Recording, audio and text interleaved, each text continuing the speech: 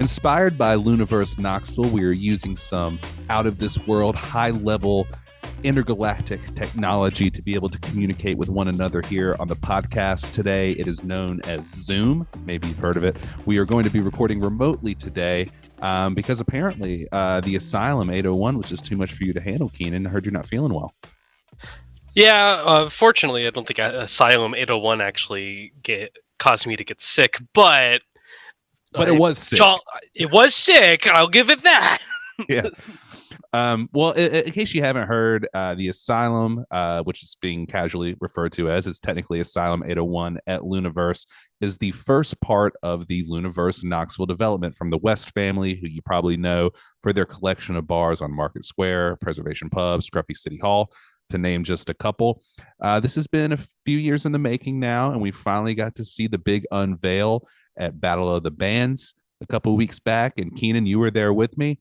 And we're going to talk about not only what this venue is like, because there's a lot to unpack there, but also the implications it could have for the future of downtown Knoxville and the Knoxville nightlife scene. But before we get started, we should introduce ourselves. I am Ryan Willis, downtown growth and development reporter at Knox News. And I'm Keenan Thomas. I'm the higher education reporter, but I also cover growth and development too.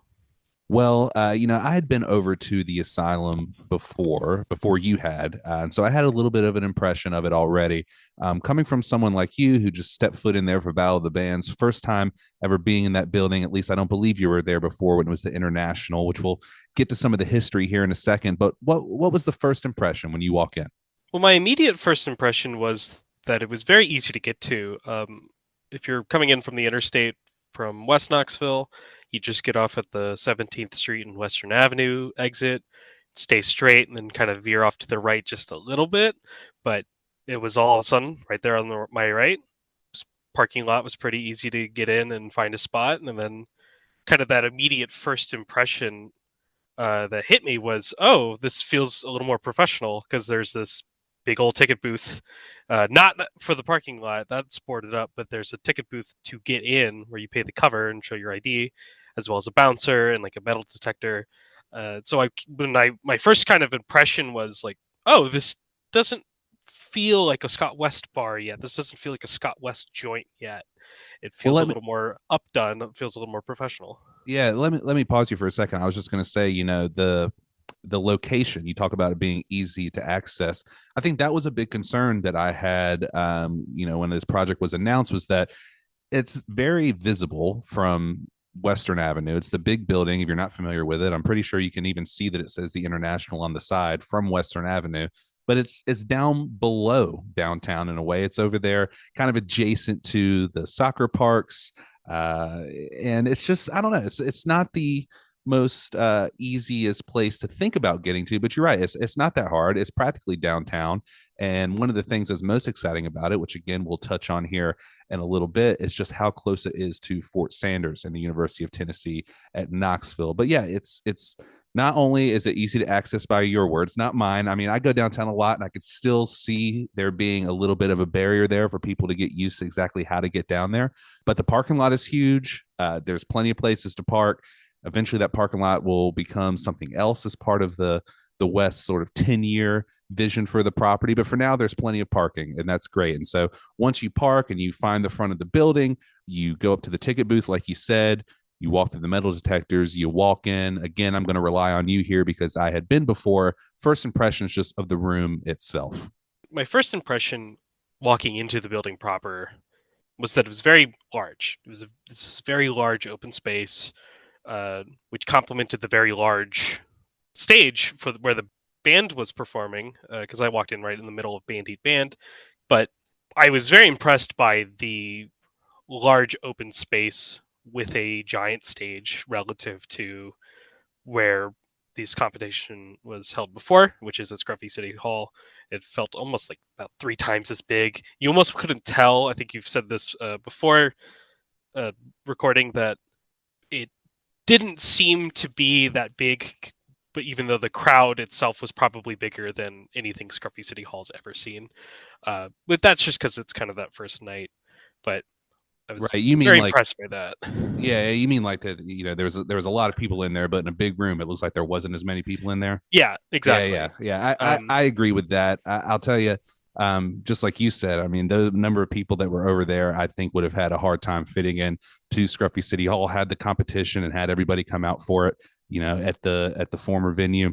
But I will say the space Scott West told me is similar in size to the Mill and Mine, and I believe it. And just like the Mill and Mine, there's a balcony as well. The balcony is reserved for VIP seating, so that's pretty much $300 a table for 10 seats, and you get access to the VIP bar up there as well. So really like a true club atmosphere. But I think you're burying the lead a little bit here, Keenan, and that is what I think is the most obvious thing as soon as you walk in is the incredible visuals. I mean, this is something that I feel like, and I've said this to a couple people, was missing from downtown Knoxville.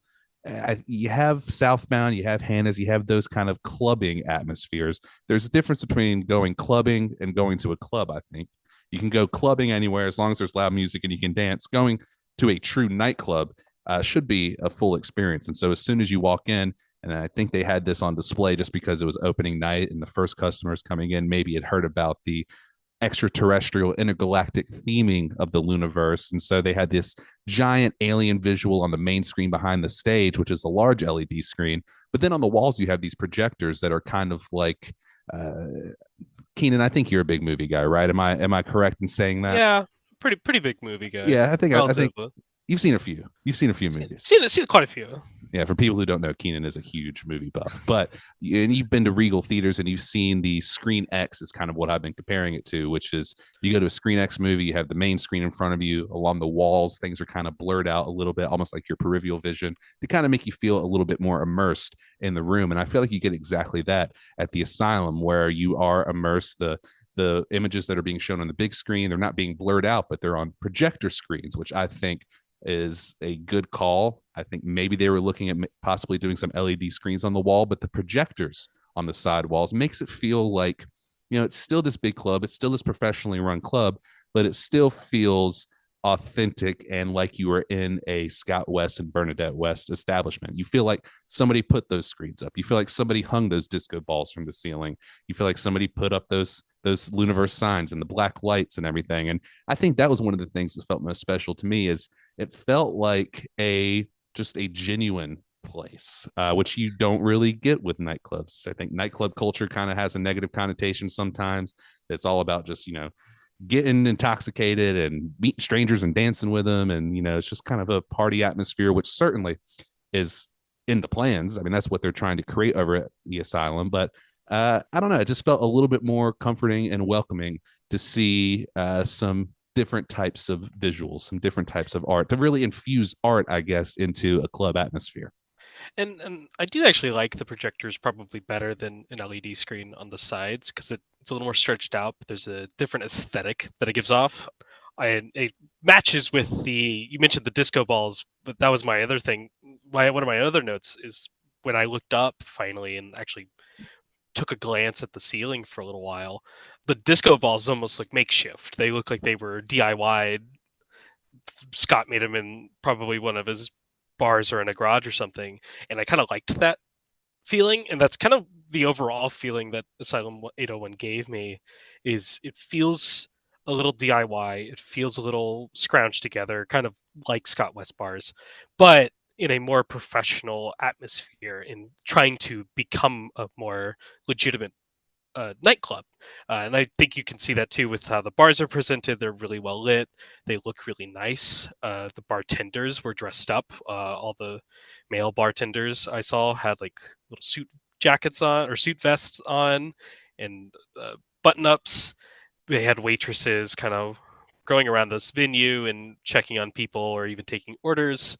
It fit with the large Mill and Mine esque space, which also was complemented later when the DJ came out and made it really feel like a nightclub. I'll also add, I talked a lot about how large the venue is, but surprising to me was the sound quality. Like we were sitting off to the right, like towards the middle, next to the wall, and it sounded great. Like I had zero issues hearing anything that the band or even the DJ was playing or performing. It was quite impressive. I think one thing that's impressive too, or that's important, is that we talked about this being a more comfortable, welcoming sort of artistic take on a traditional nightclub that you might find in a big city.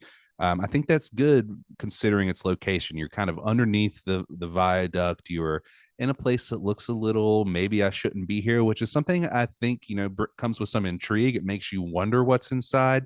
And if you got inside and it was just if it wasn't professional, the way that Scott West and Bernadette West have presented it, you might feel a little bit uneasy. Or if it was over the top professional, if it just didn't seem genuine, that would be bad as well. But I feel like this is the perfect mix of feeling exclusive and underground while at the same time being welcoming to people who maybe aren't used to going to see shows or go see DJs underneath a bridge somewhere. And, this is going to be something that now that it's open every Thursday, Friday, Saturday night, it will be open. $10 covers. They're doing something special on the Thursday nights for the half price entry for college students with college IDs. And I think that is where we transition into the implications of this and what this means for the future of downtown Knoxville, because I have talked a lot here on the show before about, in fact, we had a whole episode dedicated to it once that was, is Knoxville a college town or is it a town with a university in it? And before I've talked about, and I still feel this way, that you took the university away, downtown Knoxville, granted, when you think about all the graduates and the money and people sticking around and starting business that were graduates of UT, of course, that has an impact on it. But if you were just looking at downtown, took UT out of the picture, I don't think downtown would look that different. And part of the reason why is because there's still this barrier between downtown and Knoxville. Henley Street, it's like a highway going through our downtown. And even though downtown Knoxville and the university are close, they still feel disconnected. I think one of the surprising things for me is when I looked at Asylum, if you walk out front by the ticket booth and you just look over at nighttime, you'll see some string lights in trees and along porch decks. Those houses are part of Fort Sanders, which is where all these college students live. And you think about clubbing atmosphere, of course, that's going to resonate more with college students.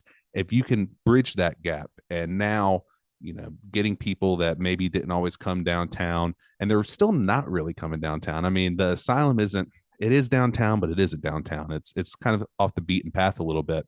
But if you can encourage those students to come into, if you're the West, a West family business, and start to mingle with people. And I noticed when I was there the first week that there was a lot of people that I've seen, familiar faces from Band Eat Band competition when it was at Scruffy, a lot of familiar faces from people that I normally see at Preservation Pub. I heard that there were some people who were there that used to go to the International and the Concourse when those venues were on the property and just wanted to come see the new space. So if you start to see these people mingling together, maybe pulling some of the university students over to your business, and maybe, we all know Scott West is a shameless promoter. And so if you have them in Asylum and you have something big going on at Preservation Pub, being able to market that to the college students is great. And so I think there's real potential here for the lines between downtown and the university to become more blurred in a good way, in the sense that there's now an asset that both the downtown community and the university community can truly get behind. Along with that, I would say that Asylum 801 has the potential to really hit the early 20s to about early 30s demographic.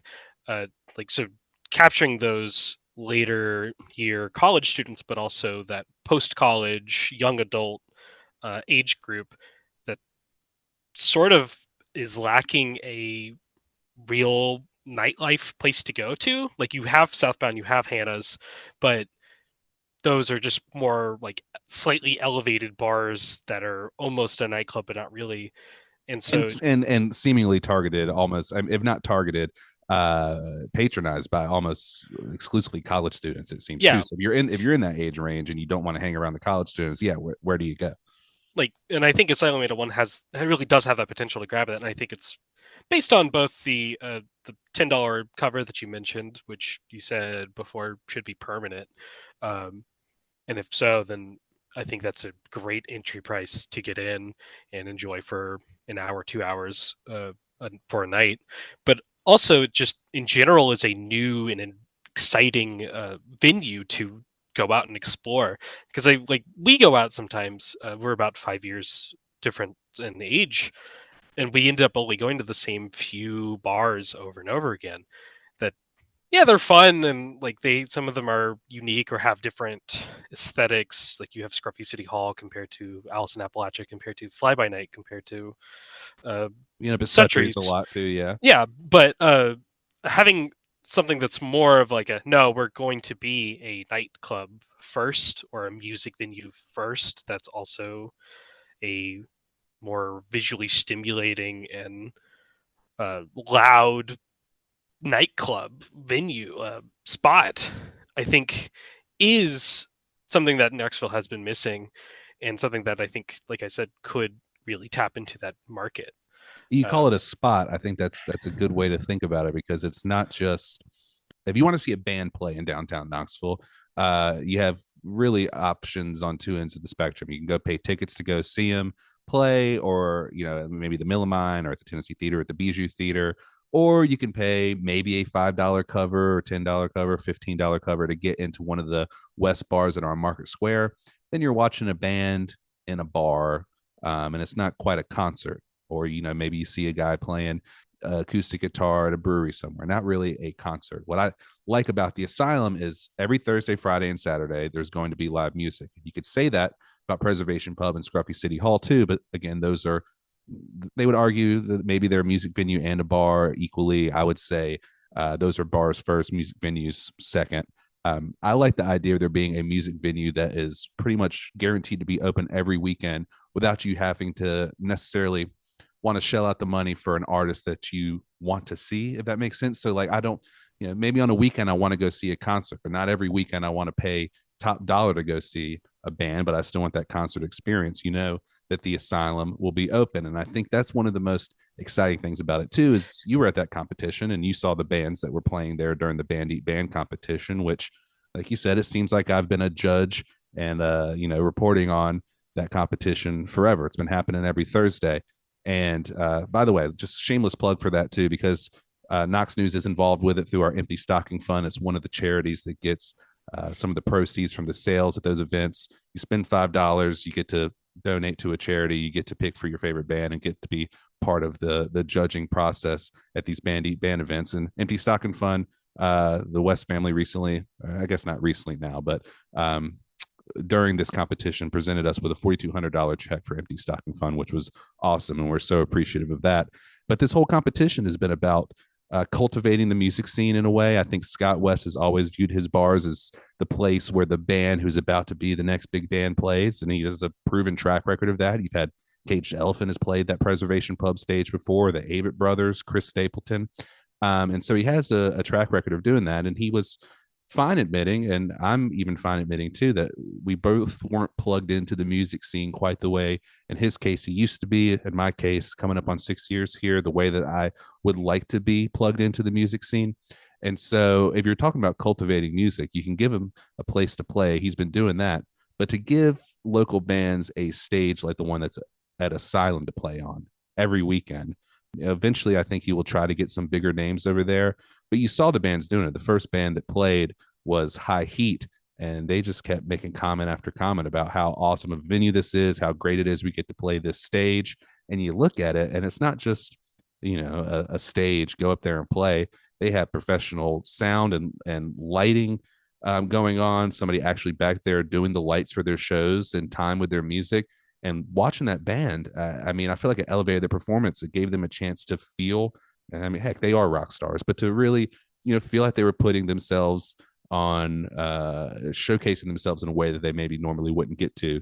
So I think, I could really see this changing the nightlife scene and the entertainment scene, in sense of it being an incubator of sorts. I was just going to add that I think, like, I came in during High Days, right as they had started their performance, and I think it's probably the best they've ever sounded.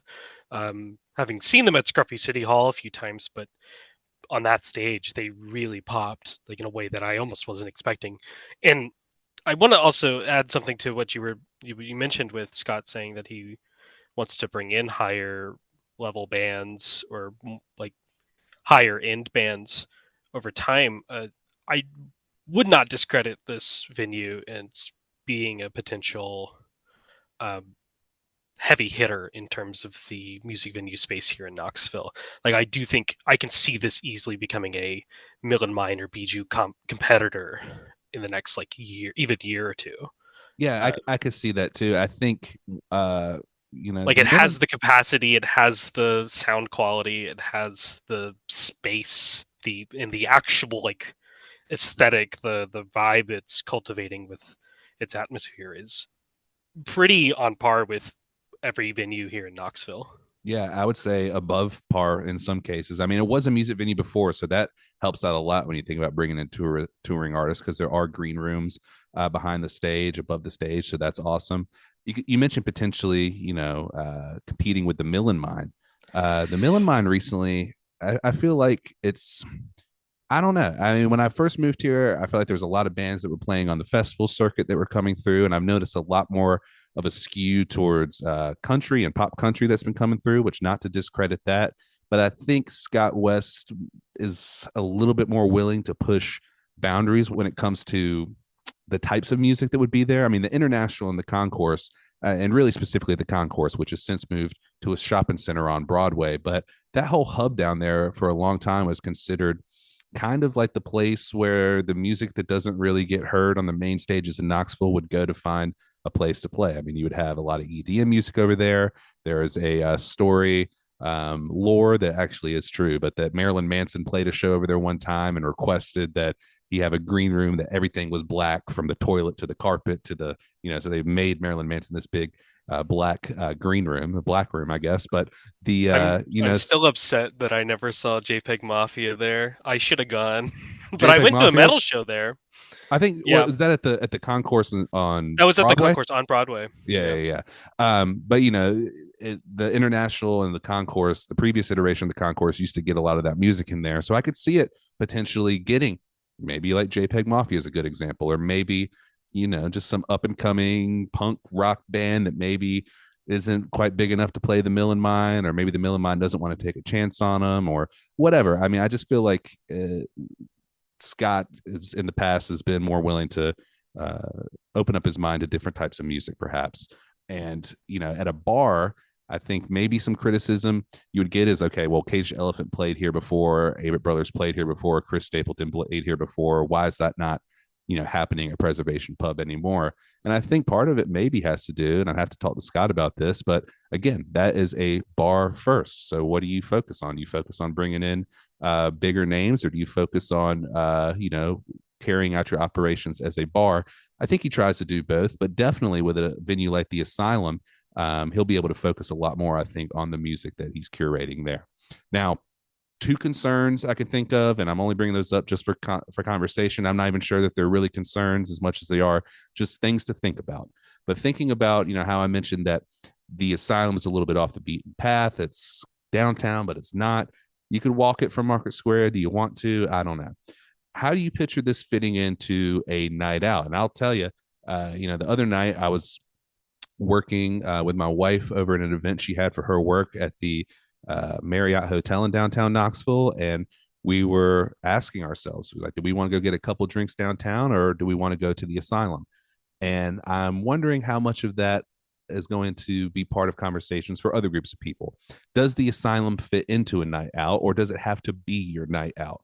I don't know if I could see myself, bouncing around bars and then making my way to the Asylum, but maybe. I'm just curious what your thoughts are, having been there and seen it, and been there, done that, I guess. Where do you see this sort of fitting into people's overall nights out in the town?